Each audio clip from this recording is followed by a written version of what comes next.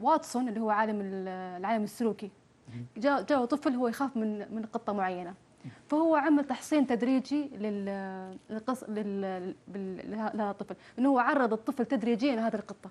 تمام؟ أيوة. تدريجيا يعني كيف؟ انا مثلا اجي اجلس مع ابني اقول له مثلا، يقول لي انا اخاف مثلا ان انا اشارك في الصف، فانا اقول له ليش تخاف؟ هو هذا الشعور بداية. حيقول لي مثلا انه زميلي بجنبي مثلا كان يعنفني او يخوفني او استاذي يعنفني، فاخذ ابني مع المدرسه واروح اتناقش مع المدرس يعني، فاقول له لا، ان ابني لسه في مراحل التكوين الاولى، النفسيه الاولى، فحعرف مصدر الخوف. بعدين حقول له ترى عادي الموضوع، ان انت عادي ان انت تخاف بدايه. فحعرضه للجمهور، مثلا انا حخليه مثلا يجاوبني مع وسط اخوانه او وسط مثلا ابناء الحي مثلا. ممتاز. يعني هي بالتدريج.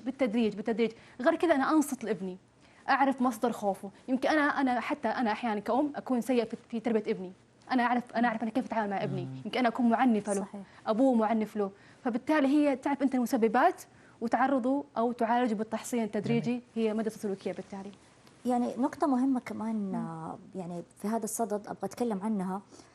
التواصل الاجتماعي أو السوشيال ميديا عملت تباعد مرة كبير بين الناس، حتى من قبل جائحة كورونا. صحيح. خلاص صار الواحد حتى صلة الرحم بتصير عن طريق الواتساب ولا سناب شات أو غيره.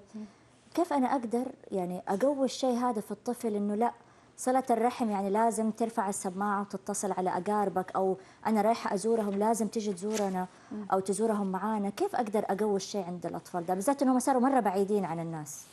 اول شيء انا لازم اعطيه قاعده معينه، حقول له الحياه ترى مؤقته، احنا لا موجودين بكره ما حكون موجودين.